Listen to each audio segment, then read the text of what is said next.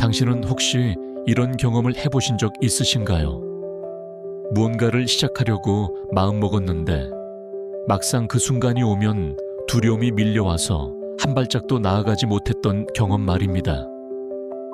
새로운 일을 시작하려 할 때, 중요한 결정을 내려야 할 때, 혹은 누군가에게 진심을 전하려 할 때, 우리는 종종 보이지 않는 벽 앞에 서게 됩니다. 그 벽은 다름 아닌 우리 자신이 만든 것입니다. 칼 융은 이렇게 말했습니다. 우리가 가장 두려워하는 것은 실패가 아니라 우리 안에 숨겨진 진정한 가능성이라고요. 우리는 스스로 한계를 그어놓고 그 안에서 안전하게 살아가려 합니다. 왜냐하면 그 한계를 넘어서는 순간 우리는 더 이상 익숙한 자신이 아닌 낯선 누군가가 되어야 하기 때문입니다. 그리고 그 낯설미 바로 우리가 가장 두려워하는 것입니다.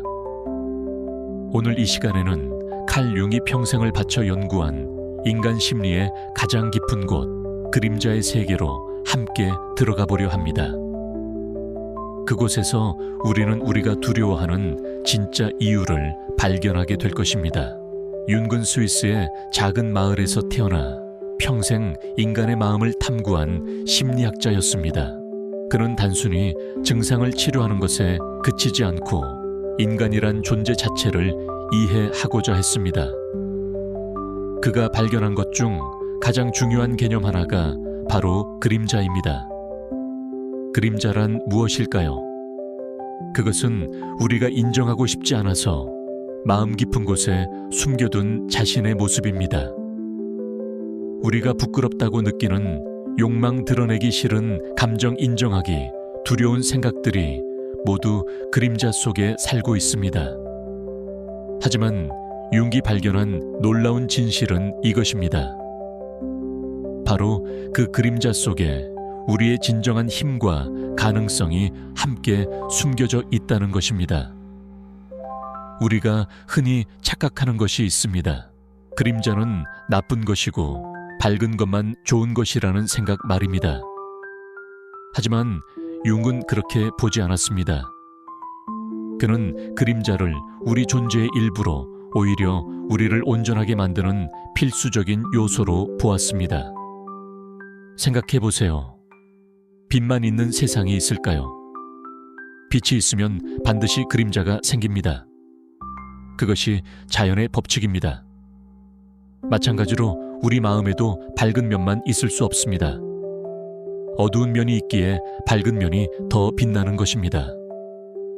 문제는 우리가 그 어두운 면을 부정하고 숨기려 할 때 시작됩니다. 첫 번째 원리는 이것입니다. 당신이 부정하는 것이 당신을 지배한다는 사실입니다. 융은 우리가 의식적으로 거부하는 것들이 무의식 속에서 더 강력한 힘을 발휘한다는 것을 발견했습니다. 예를 들어볼까요? 어떤 사람이 자신은 절대 화를 내지 않는 온화한 사람이라고 생각한다고 해봅시다. 그는 어릴 적부터 화를 내는 것은 나쁜 것이라고 배웠고, 그래서 평생 화를 억누르며 살아왔습니다. 그런데 이상하게도 이 사람은 다른 사람들이 화를 낼 때 유독 불편해하고 때로는 과도하게 반응합니다. 왜 그럴까요? 바로 자신이 부정한 분노가 그림자 속에 쌓여서 다른 사람의 분노를 볼 때마다 자신의 억압된 감정이 건드려지기 때문입니다. 한국 사회에서 특히 이런 모습을 자주 볼 수 있습니다. 우리는 어릴 때부터 참는 것이 미덕이라고 배워왔습니다. 욕심을 부리지 말고 화를 내지 말고 튀지 말라고 배웠습니다. 그래서 많은 분들이 자신의 진짜 감정과 욕구를 표현하는 것을 두려워합니다. 하지만 그렇게 억눌린 감정들은 사라지지 않습니다. 오히려 그림자 속에서 더욱 강해져서 어느 순간 예상치 못한 방식으로 튀어나옵니다. 갑자기 폭발하는 분노, 설명할 수 없는 우울감, 이유를 알 수 없는 불안감, 이 모든 것들이 그림자가 보내는 신호일 수 있습니다. 윤근 이렇게 말했습니다. 무의식을 의식화하지 않으면 그것이 당신의 삶을 지배하고 당신은 그것을 운명이라 부를 것이라고요. 얼마나 정확한 표현입니까? 우리는 종종 우리가 왜 특정한 패턴을 반복하는지, 왜 같은 실수를 계속하는지 이해하지 못합니다. 그리고 그것을 운명이라고, 숙명이라고, 어쩔 수 없는 성격이라고 받아들입니다. 하지만 진실은 다릅니다. 그것은 운명이 아니라 우리가 보지 않으려 했던 그림자가 만들어낸 패턴입니다. 그렇다면 어떻게 해야 할까요? 첫 번째 단계는 인정하는 것입니다. 내 안에 어두운 면이 있다는 것을, 완벽하지 않다는 것을, 때로는 이기적이고 질투심이 있고 화가 나고 두려워한다는 것을 인정하는 것입니다. 이것이 쉬운 일이 아닙니다. 왜냐하면 우리는 평생 좋은 사람이 되려고 노력해왔기 때문입니다. 하지만 융기 발견한 역설은 이것입니다. 진정으로 좋은 사람이 되려면 먼저 자신의 나쁜 면을 인정해야 한다는 것입니다. 왜냐하면 자신의 어둠을 인정할 때 비로소 그것을 제대로 다룰 수 있기 때문입니다. 두 번째 원리로 넘어가 보겠습니다. 당신이 다른 사람에게서 강하게 반응하는 것은 당신 자신의 모습이라는 것입니다. 융은 이것을 투사라고 불렀습니다. 우리는 자신 안에서 받아들이지 못한 것을 다른 사람에게서 보게 되고 그때 유난히 강한 감정 반응을 보입니다. 생각해 보세요. 어떤 사람의 행동이 당신을 유난히 화나게 만들거나 참을 수 없게 만든다면 그것은 단순히 그 사람의 문제가 아닐 수 있습니다. 그것은 당신이 자신 안에서 부정하고 있는 무언가가 건드려졌기 때문일 수 있습니다. 예를 들어 누군가가 자기 의견을 강하게 주장하는 모습을 볼 때 과도하게 불편하다면 혹시 당신은 자신의 의견을 표현하는 것을 두려워하고 있는 건 아닌가요? 누군가가 자유롭게 사는 모습을 볼 때 묘하게 비판적이 된다면 혹시 당신은 자신의 자유로운 면을 억압하고 있는 건 아닌가요? 누군가의 성공을 볼 때 질투심이 든다면 그것은 당신도 성공하고 싶지만 그것을 인정하지 못하고 있기 때문일 수 있습니다. 윤근 이렇게 말했습니다. 다른 사람을 변화시키려는 모든 시도는 자기 자신을 변화시키지 않으려는 시도일 뿐이라고요. 우리는 다른 사람이 변하기를 바랍니다. 배우자가, 자녀가, 동료가, 친구가 변하기를 바랍니다. 하지만 융기 말하는 것은 우리가 다른 사람에게서 고치고 싶어 하는 것이 바로 우리 자신 안에 있는 것이라는 점입니다. 이것을 깨닫는 순간 우리의 관점은 완전히 바뀝니다.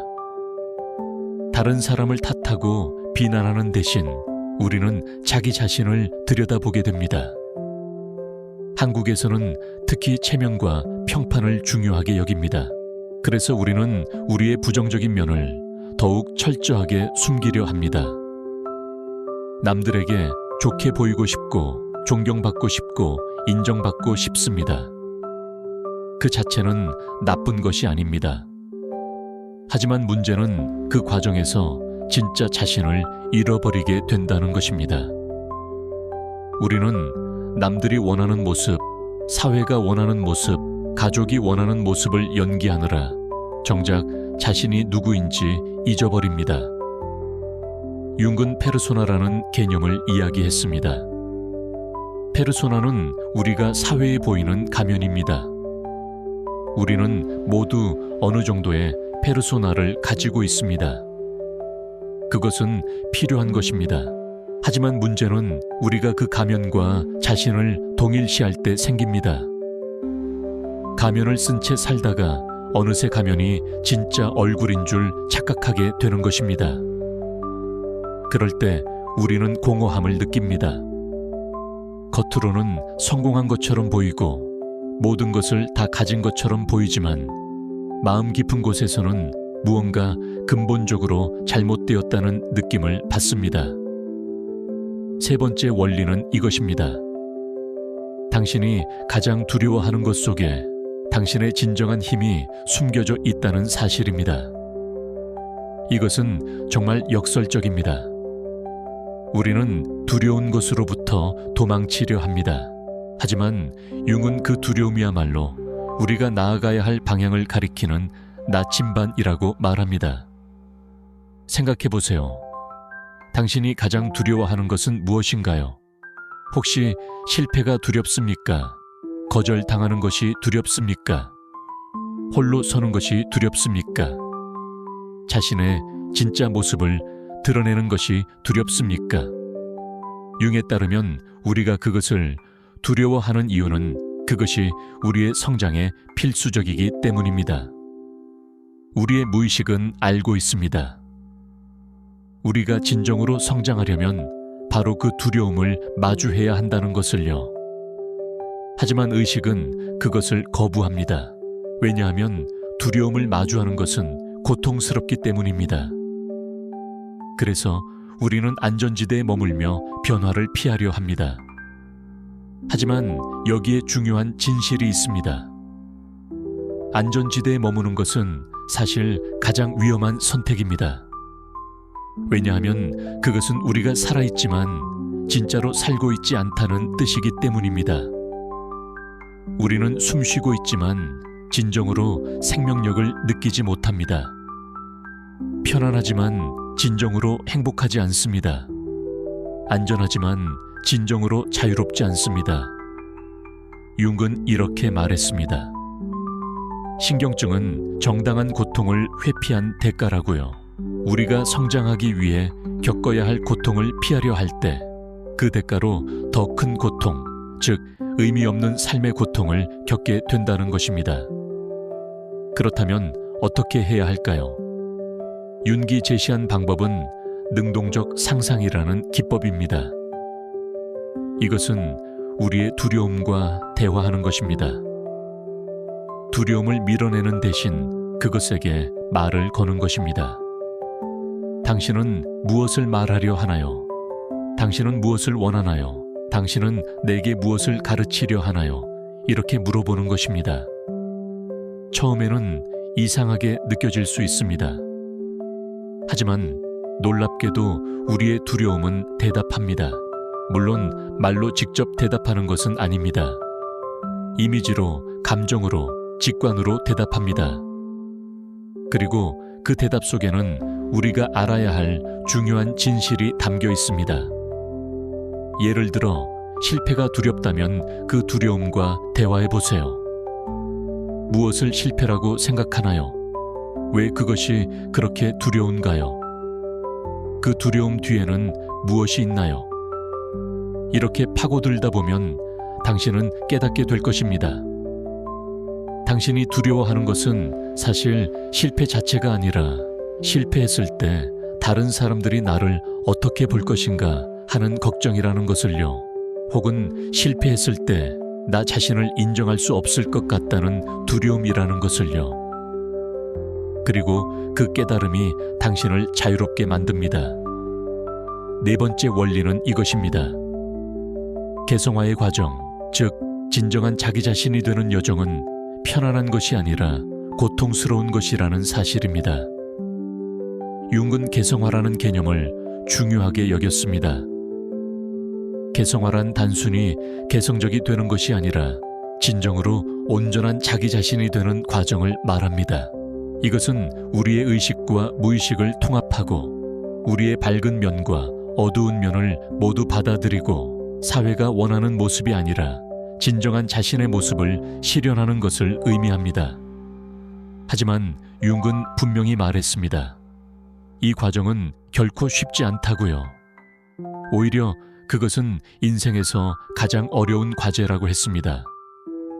왜냐하면 그것은 우리가 평생 쌓아온 방어 기제를 내려놓아야 하고 우리가 의지해온 정체성을 포기해야 하고 우리가 두려워하던 모든 것과 마주해야 하기 때문입니다.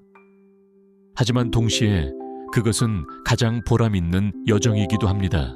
왜냐하면 그 여정의 끝에서 우리는 진정한 자유와 온전함을 발견하기 때문입니다. 많은 사람들이 중년의 위기를 경험합니다.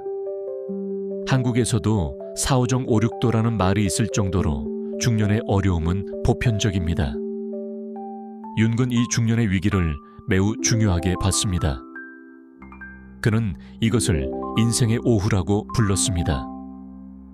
인생의 오전, 즉 젊은 시절에는 우리는 밖으로 나아갑니다.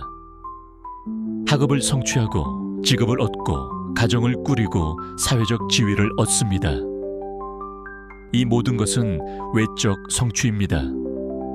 하지만 인생의 오후, 즉 중년 이후에는 방향이 바뀝니다. 이제 우리는 안으로 들어가야 합니다. 진정으로 나는 누구인가? 나는 무엇을 위해 살아왔는가? 이제 내게 정말 중요한 것은 무엇인가? 이런 질문들과 마주해야 합니다. 하지만 많은 사람들이 이 전환을 받아들이지 못합니다.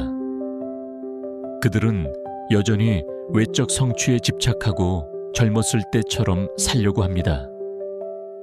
그러다가 공허함을 느끼고 우울해지고 의미를 잃습니다. 융은 말합니다. 인생의 오후를 인생의 오전처럼 살려고 하는 것은 비극이라고요. 인생의 각 시기에는 그 시기에 맞는 과제가 있습니다. 중년의 과제는 성취가 아니라 의미입니다. 성공이 아니라 지혜입니다. 외적 확장이 아니라 내적 깊이입니다. 개성화의 과정은 고통스럽습니다. 왜냐하면 그것은 우리가 소중히 여겨온 많은 것들을 내려놓아야 하기 때문입니다. 다른 사람의 인정에 대한 집착을 내려놓아야 하고, 완벽해야 한다는 강박을 내려놓아야 하고, 통제하려는 욕구를 내려놓아야 합니다. 하지만 그 고통을 통과하면 우리는 전에 알지 못했던 평화를 발견합니다.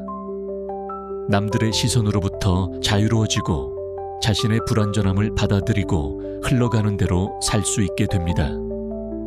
5번째이자 마지막 원리는 이것입니다. 당신이 두려워하는 사람이 되는 것이야말로 당신의 진정한 사명이라는 것입니다. 이것이 오늘 이야기의 핵심입니다. 우리는 어떤 사람이 되는 것을 두려워합니다. 너무 당당해지는 것이 두렵고, 너무 자유로워지는 것이 두렵고, 너무 강해지는 것이 두렵습니다. 왜냐하면 그렇게 되면 우리는 더 이상 지금의 우리가 아니기 때문입니다. 우리는 익숙한 자신을 잃을 것 같아 두렵습니다. 하지만 융기 발견한 놀라운 진실은 이것입니다. 우리가 두려워하는 그 모습이야말로 우리의 진정한 모습이라는 것입니다. 우리가 억압하고 부정하고 숨겨온 그 모든 것들, 그것이 바로 우리가 되어야 할 모습의 재료입니다. 우리의 그림자 속에 우리의 금이 숨겨져 있습니다. 우리가 부끄러워하던 욕망 속에 우리의 열정이 있고, 우리가 감추려 했던 분노 속에 우리의 힘이 있고, 우리가 인정하지 않으려 했던 취약함 속에 우리의 진정성이 있습니다. 융은 말했습니다. 자기 자신이 되는 것보다 더 어려운 일은 없다고요. 왜냐하면 그것은 세상 모든 사람들과 달라지는 것을 의미하기 때문입니다. 우리는 무리에 속하고 싶어하는 본능을 가지고 있습니다. 외톨이가 되는 것이 두렵고 거부당하는 것이 두렵습니다. 그래서 우리는 남들과 비슷해지려 노력합니다. 남들이 원하는 모습이 되려 합니다. 하지만 그렇게 해서는 결코 진정한 행복을 느낄 수 없습니다. 한국 사회에서 이것은 특히 어려운 과제입니다. 우리는 어릴 때부터 튀지 말라고, 모나지 말라고 배웁니다. 못이 튀어나오면 망치로 내려친다는 속담도 있습니다. 그래서 많은 분들이 자신의 독특함을 숨기고 자신의 개성을 억누르고 남들과 똑같아지려 노력합니다. 하지만 그 과정에서 무엇을 잃는지 생각해 보셨습니까? 당신의 고유한 재능을, 당신만의 관점을, 당신의 진정한 목소리를 잃는 것입니다. 윤근 집단 무의식이라는 개념도 이야기했습니다. 우리는 모두 인류가 공유하는 깊은 무의식의 층을 가지고 있습니다. 거기에는 원형이라 불리는 보편적인 패턴들이 있습니다. 영웅 현자 그림자 아니마와 아니무스. 자기 이런 원형들은 모든 문화, 모든 시대에 걸쳐 나타납니다. 그리고 우리 각자의 삶은 이런 원형들의 드라마가 펼쳐지는 무대입니다. 하지만 중요한 것은 이겁니다. 같은 원형이라도 각자가 그것을 표현하는 방식은 다릅니다. 우리는 모두 영웅의 여정을 삽니다. 하지만 당신의 영웅 여정은 나의 것과 다릅니다. 우리는 모두 그림자를 가지고 있습니다. 하지만 당신의 그림자는 나의 것과 다릅니다. 그래서 자기 자신이 되는 것은 보편적이면서도 동시에 완전히 독특한 과정입니다. 당신이 두려워하는 사람이 되세요. 만약 당신이 자신의 의견을 말하는 것을 두려워한다면 바로 그것을 하세요. 만약 당신이 창의적으로 표현하는 것을 두려워한다면 바로 그것을 하세요. 만약 당신이 사랑을 표현하는 것을 두려워한다면 바로 그것을 하세요. 당신의 두려움이 당신의 나침반입니다. 그것은 당신이 가야 할 방향을 가리킵니다. 물론 이것은 무모하게 행동하라는 뜻이 아닙니다. 융은 항상 의식과 무의식의 균형을 강조했습니다. 무의식의 충동에만 따르는 것도 위험하고 의식으로만 모든 것을 통제하려는 것도 위험합니다. 중요한 것은 둘 사이의 대화입니다. 당신의 두려움과 대화하고 당신의 욕망과 대화하고 당신의 내면의 목소리와 대화하세요. 그리고 그 대화를 통해 점진적으로 변화하세요. 융은 말했습니다. 진정한 변화는 갑자기 일어나지 않는다고요. 그것은 점진적인 과정이라고요. 마치 나무가 자라는 것처럼 보이지 않게 천천히 일어납니다. 어느 날 갑자기 당신은 깨닫게 됩니다. 내가 변했구나, 내가 성장했구나 하고요. 하지만 그 변화는 하루아침에 일어난 것이 아닙니다. 그것은 매일매일 작은 선택들, 작은 용기들, 작은 진실들이 쌓여서 만들어진 것입니다. 그림자와의 작업은 평생의 과제입니다. 한 번 끝나는 것이 아닙니다. 우리는 평생에 걸쳐 계속해서 새로운 그림자를 발견하고 새로운 두려움을 마주하고 새로운 면을 통합해 나갑니다. 하지만 그것이 절망적이라는 뜻은 아닙니다. 오히려 그것은 희망적입니다. 왜냐하면 그것은 우리가 항상 성장할 수 있고 항상 더 나아질 수 있고 항상 더 온전해질 수 있다는 뜻이기 때문입니다. 융의 심리학이 다른 많은 심리학과 다른 점은 이것입니다. 그것은 단순히 증상을 없애는 것이 목표가 아니라 의미를 찾는 것이 목표라는 점입니다. 융은 많은 환자들을 만났습니다. 그들 중 일부는 외적으로는 성공했지만 내적으로는 공허했습니다. 그들에게 필요한 것은 더 많은 성공이나 더 많은 소유가 아니었습니다. 그들에게 필요한 것은 의미였습니다. 자신의 삶이 무엇을 위한 것인지, 자신이 누구인지에 대한 깊은 이해였습니다. 윤근 종교와 영성에도 깊은 관심을 가졌습니다. 하지만 그는 특정 종교를 믿으라고 말하지 않았습니다. 대신 그는 영적 경험의 중요성을 강조했습니다. 인간은 단순히 물질적 존재가 아니라 영적 존재이기도 하다는 것입니다. 우리는 의미를 추구하고 초월을 갈망하고 무언가 더 큰 것과 연결되기를 원합니다. 이것은 인간의 근본적인 욕구입니다. 그리고 융은 발견했습니다. 자기 자신이 되는 과정, 즉 개성화의 과정이 바로 영적 여정이라는 것을요. 우리가 그림자를 통합하고 자기를 실현하는 과정은 단순히 심리적 치유를 넘어서는 것입니다. 그것은 우리를 더 깊은 차원의 존재와 연결시킵니다. 융은 이것을 자기즉 셀프라고 불렀습니다. 셀프는 우리의 의식적 자아를 넘어서는 우리의 전체성을 나타내는 원형입니다. 한국의 전통 사상에도 이와 비슷한 개념들이 있습니다. 불교의 깨달음, 유교의 성인됨, 도교의 도를 얻음, 이 모든 것들은 결국 진정한 자기 자신이 되는 것을 말하는 것이 아닐까요? 융의 심리학은 서양적이지만 그가 말하는 진리는 보편적입니다. 동양과 서양 고대와 현대를 막론하고 인간의 근본적인 과제는 같습니다. 자기 자신을 아는 것, 자기 자신이 되는 것입니다. 그렇다면 구체적으로 어떻게 시작할 수 있을까요? 먼저 자신을 관찰하는 시간을 가지세요. 매일 조금씩이라도 혼자만의 시간을 가지고 자신의 생각과 감정을 들여다보세요. 일기를 쓰는 것도 좋은 방법입니다. 융은 자신도 평생 일기를 썼고 특히 붉은 책이라 불리는 자신의 내면 여정을 기록했습니다. 글을 쓰는 것은 무의식을 의식화하는 강력한 도구입니다. 두 번째로 자신의 꿈에 주목하세요. 융은 꿈을 무의식이 보내는 메시지로 봤습니다. 꿈은 우리가 의식적으로 알지 못하는 것을 알려줍니다. 물론 모든 꿈을 분석할 필요는 없습니다. 하지만 반복되는 꿈이나 강렬한 꿈이 있다면 그것은 주목할 가치가 있습니다. 그 꿈이 당신에게 무엇을 말하려 하는지 스스로에게 물어보세요.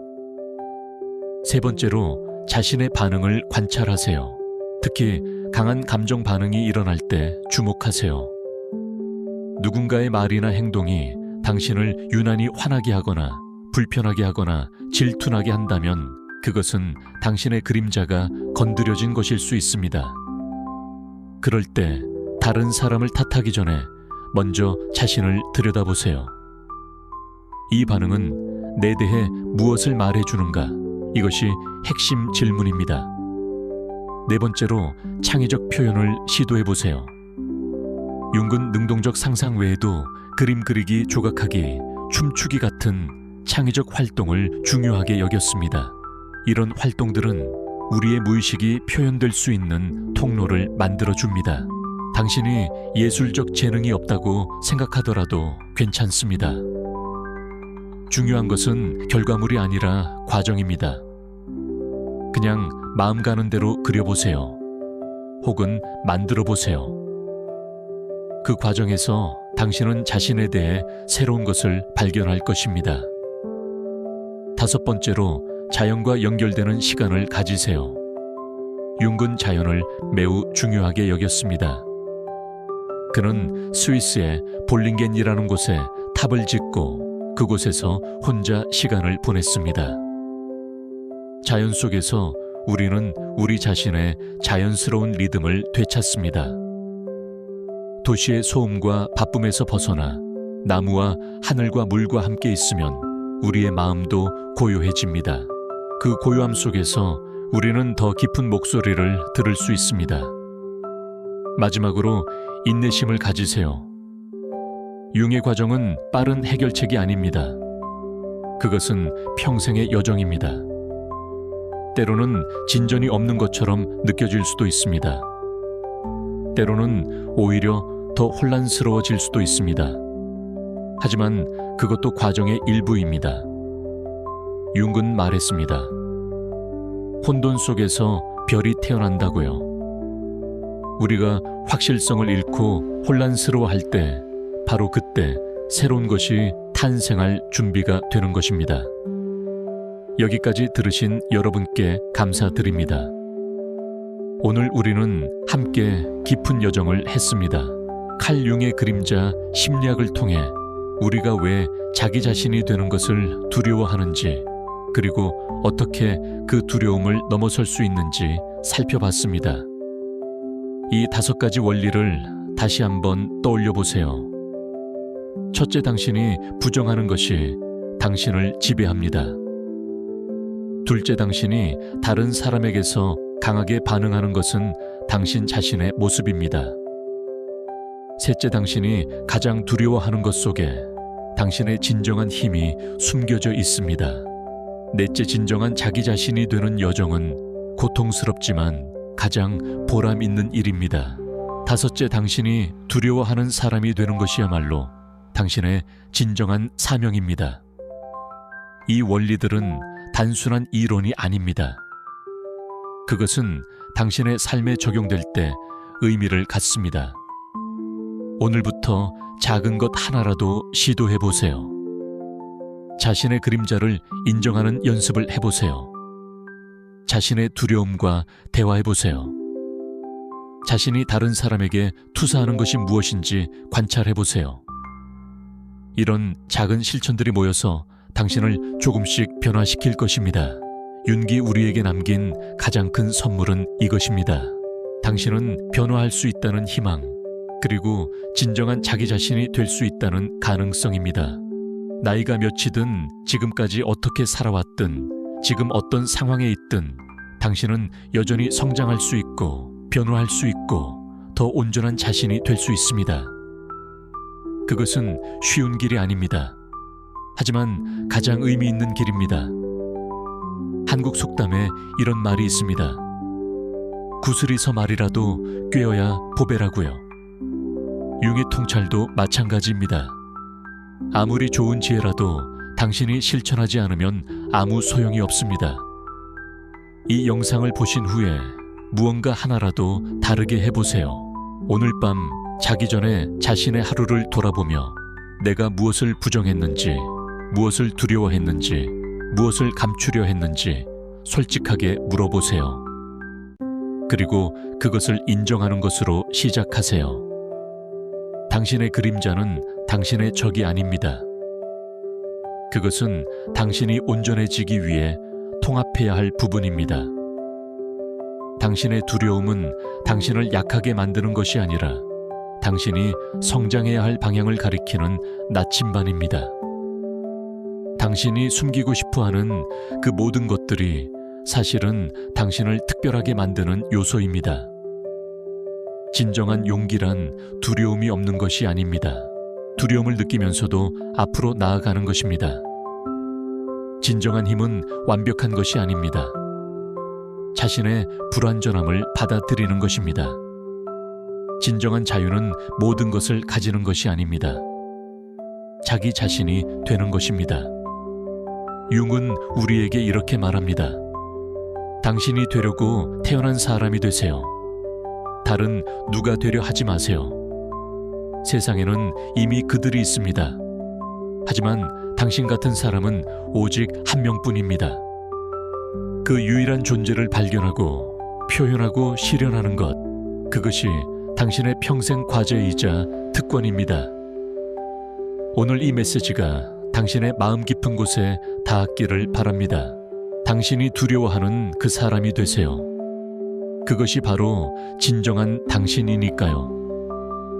그런데 여기서 우리가 더 깊이 들어가 봐야 할 질문이 있습니다. 왜 우리는 진정한 자신이 되는 것을 이토록 두려워할까요?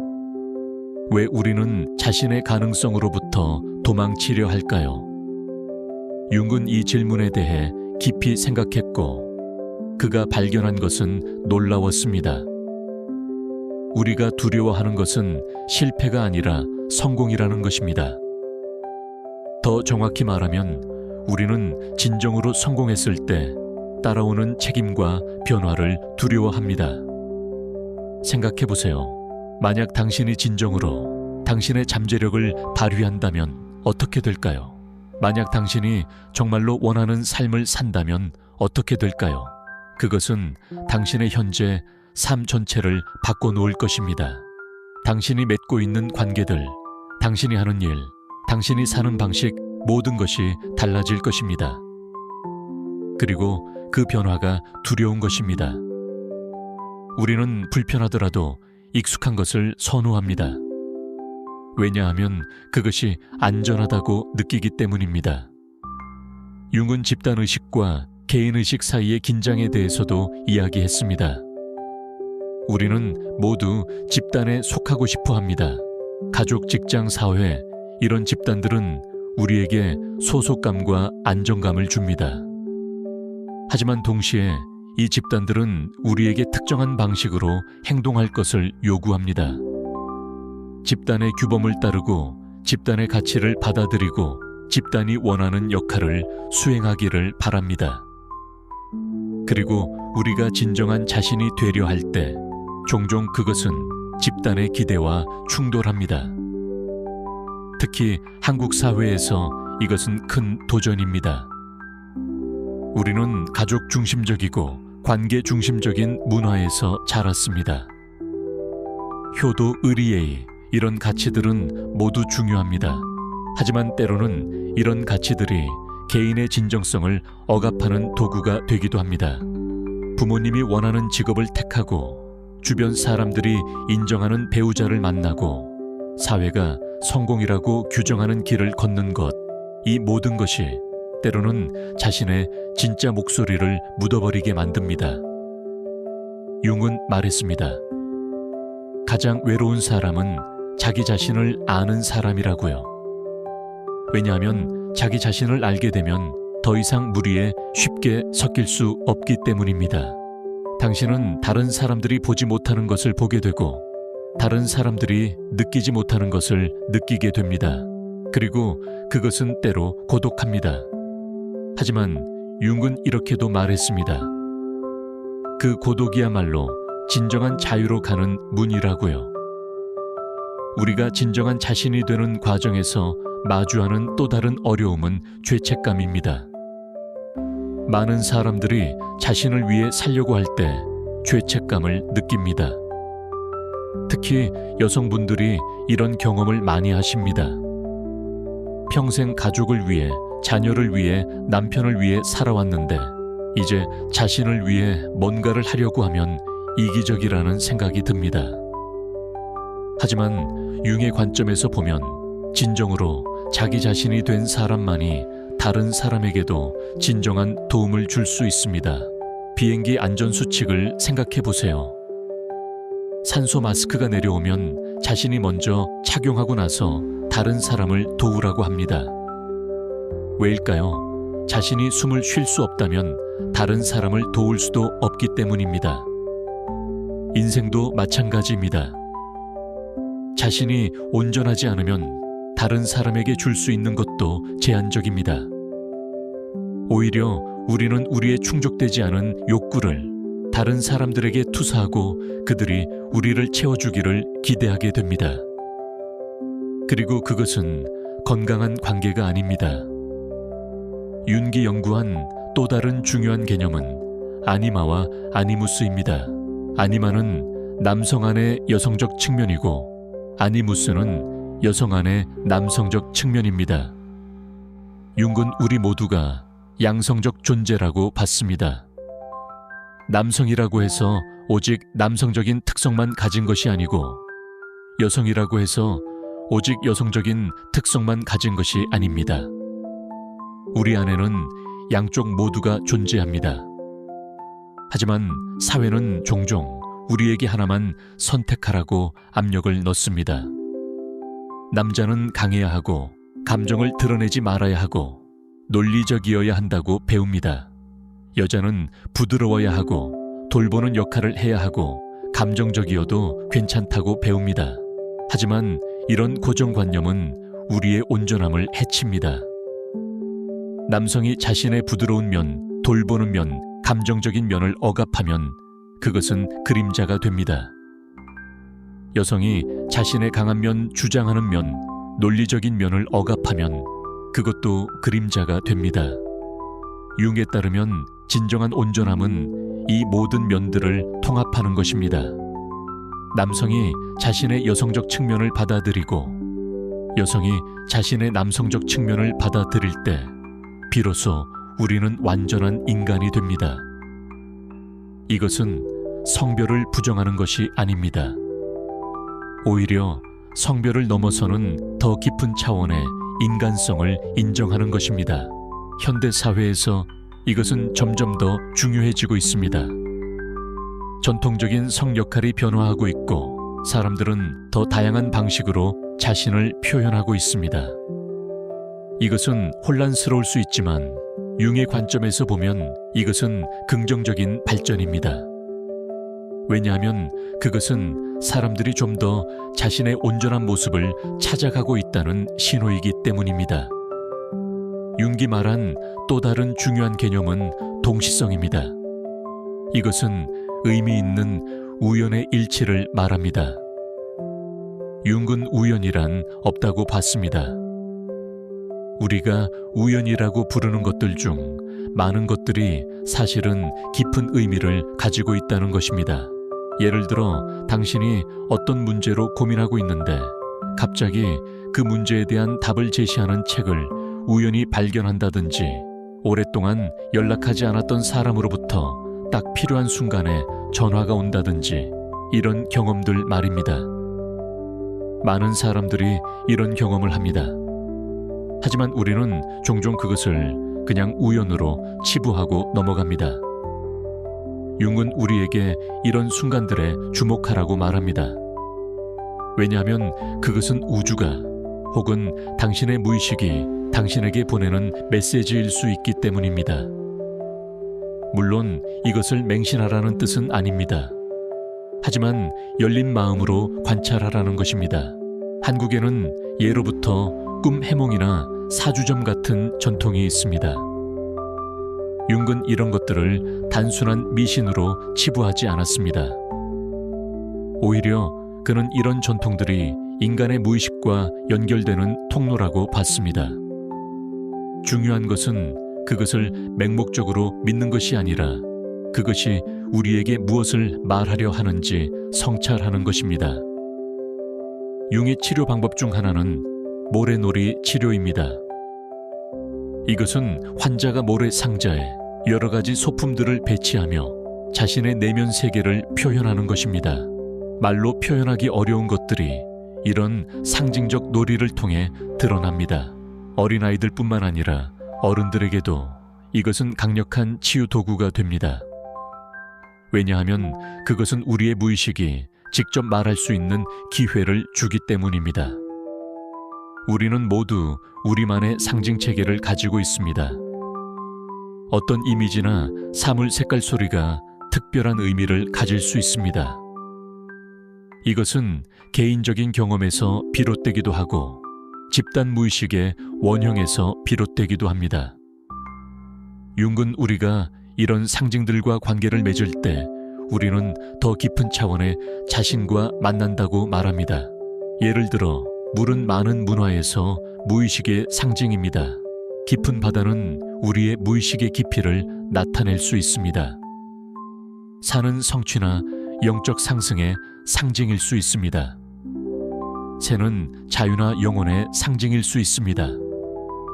하지만 이런 상징들의 의미는 사람마다 다를 수 있습니다. 중요한 것은 당신에게 그것이 무엇을 의미하는가입니다. 융은 만다라를 그리는 것도 치유적이라고 봤습니다. 만다라는 원안에 대칭적인 패턴을 그리는 것입니다. 이것은 불교와 힌두교의 전통에서 나온 것이지만 융은 환자들이 자발적으로 만다라를 그린다는 것을 발견했습니다. 특히 심리적 위기를 겪을 때 사람들은 본능적으로 원을 그리고 그 안을 채워나갑니다. 융은 이것을 자기 즉 셀프가 나타나는 과정으로 봤습니다. 만다라는 우리의 중심을 찾으려는 무의식의 노력입니다. 당신도 한번 시도해보세요. 큰 종이에 원을 그리고 그 안을 당신이 원하는 대로 채워보세요. 계획하지 말고 그냥 손이 가는 대로 그려보세요. 색깔을 사용하고 패턴을 만들고 형태를 그려보세요. 다 그린 후에 그것을 보면서 당신은 무엇을 느끼는지, 그것이 당신에게 무엇을 말하는지 물어보세요. 당신은 놀랄 것입니다. 당신이 의식적으로 알지 못했던 무언가가 그 안에 표현되어 있을 것입니다. 융의 심리학에서 또 하나 중요한 개념은 초월적 기능입니다. 이것은 의식과 무의식 사이의 대화를 통해 새로운 통찰이 생겨나는 과정을 말합니다. 우리가 의식적으로만 문제를 해결하려 하면 우리는 같은 패턴에 갇히게 됩니다. 하지만 우리가 무의식의 목소리에도 귀 기울일 때 전혀 예상치 못한 해결책이 나타날 수 있습니다. 이것은 창의성의 비밀이기도 합니다. 위대한 예술가, 과학자, 발명가들은 모두 이 초월적 기능을 활용했습니다. 그들은 의식적으로 열심히 작업하다가 어느 순간 손을 놓고 휴식을 취합니다. 그리고 그때 갑자기 영감이 떠오릅니다. 이것은 무의식이 그동안 문제를 해결하고 있었기 때문입니다. 의식이 쉬는 동안 무의식은 일하고 있었던 것입니다. 그래서 융은 휴식과 놀이의 중요성을 강조했습니다. 우리는 항상 생산적이어야 한다는 압박을 느낍니다. 특히 한국 사회에서는 열심히 일하는 것이 미덕으로 여겨집니다. 하지만 융은 말합니다. 진정한 창조성은 여유에서 나온다고요. 우리가 아무것도 하지 않고 그냥 있을 때 우리의 무의식은 자유롭게 작동할 수 있습니다. 그리고 그때 가장 중요한 통찰이 찾아옵니다. 현대인들은 침묵을 두려워합니다. 우리는 항상 무언가로 우리 자신을 채우려 합니다.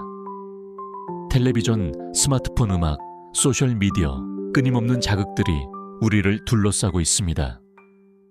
하지만 그 소음 속에서 우리는 우리 자신의 목소리를 잃어버립니다. 융은 우리에게 침묵 속으로 들어가라고 권합니다. 아무것도 하지 않고, 아무것도 보지 않고, 아무것도 듣지 않고 그냥 자기 자신과 함께 있으라고 말합니다. 처음에는 불편할 것입니다. 온갖 생각들이 떠오르고 불안이 밀려오고 무언가를 해야 할 것 같은 충동이 생길 것입니다. 하지만 그것을 견뎌내세요. 그 불편함을 통과하면 당신은 더 깊은 고요함에 도달합니다. 그리고 그 고요함 속에서 당신은 당신의 진짜 목소리를 듣게 될 것입니다. 융은 또한 그림자가 집단적으로도 존재한다고 봤습니다. 개인에게 그림자가 있듯이 가족에게도, 조직에게도, 국가에게도, 인류에게도 그림자가 있습니다. 우리가 집단으로서 인정하지 않으려는 것들, 숨기려는 것들, 투사하려는 것들이 있습니다. 그리고 그것이 집단의 그림자입니다. 역사를 보면 이것을 알 수 있습니다. 전쟁, 학살, 차별, 이런 끔찍한 일들이 어떻게 일어날 수 있었을까요? 융의 분석에 따르면 그것은 집단의 그림자가 투사되었기 때문입니다. 우리는 우리 안의 악을 인정하지 않고 그것을 다른 집단에게 투사합니다. 그들이 악하다고, 그들이 위험하다고, 그들을 제거해야 한다고 믿게 됩니다. 하지만 사실 우리가 그들에게서 보는 악은 우리 자신의 그림자입니다. 한국의 역사도 이런 면이 있습니다. 분단, 전쟁, 독자의 민주화, 투쟁, 이 모든 것들은 집단의 그림자와 관련이 있습니다. 지금도 우리 사회에는 여러 갈등이 있습니다. 세대 갈등, 지역 갈등, 이념 갈등, 성별 갈등, 이런 갈등들을 융의 관점에서 보면 그것은 우리가 우리 자신의 그림자를 서로에게 투사하고 있는 것입니다. 해결책은 무엇일까요? 융은 말합니다. 개인이 자신의 그림자를 통합할 때 집단의 그림자도 조금씩 줄어든다고요. 우리 각자가 자신의 편견을 인정하고 자신의 증오를 인식하고 자신의 두려움을 마주할 때 우리는 다른 사람을 덜 적대시하게 됩니다. 우리는 다른 사람도 나처럼 불완전한 인간이라는 것을, 그들도 두려워하고 아파하고 사랑받고 싶어 한다는 것을 이해하게 됩니다. 이것이 융의 심리학이 가진 사회적 의미입니다. 그것은 단순히 개인의 치유를 넘어서 사회의 치유로 이어질 수 있습니다. 우리 각자가 더 의식적이 되고 더 온전해질 때 우리는 더 나은 세상을 만들 수 있습니다. 그것은 거창한 혁명이 아니라 작고 조용한 내면의 변화로부터 시작됩니다. 마지막으로 윤근 노년기의 중요성에 대해서도 이야기했습니다. 현대 사회는 젊음을 숭배합니다. 늙는 것을 두려워하고 노년을 가치 없는 시기로 봅니다. 하지만 융의 관점은 정반대입니다. 그는 노년기야말로 인생에서 가장 중요한 시기라고 봤습니다. 왜냐하면 그때 비로소 우리는 진정한 지혜에 도달할 수 있기 때문입니다. 젊었을 때 우리는 바쁩니다. 성취하고 얻고 증명해야 합니다. 하지만 나이가 들면 우리는 느려집니다. 그리고 그 느림 속에서 우리는 비로소 삶의 진정한 의미를 볼 수 있습니다. 융은 자신도 나이가 들어서야 가장 중요한 통찰들을 얻었다고 말했습니다. 그는 80이 넘어서까지 활발히 연구하고 저술했습니다. 한국의 전통에서도 나이 든 사람을 공경하는 문화가 있습니다. 어르신들의 지혜를 존중하고 그들의 경험에서 배우려는 태도가 있습니다. 하지만 현대화되면서 이런 가치들이 약해지고 있습니다. 융은 우리에게 이것을 다시 생각해보라고 권합니다. 노년은 끝이 아니라 완성입니다. 그것은 삶의 정점입니다. 당신의 여정에 깊은 의미와 용기가 함께하기를 바랍니다. 감사합니다.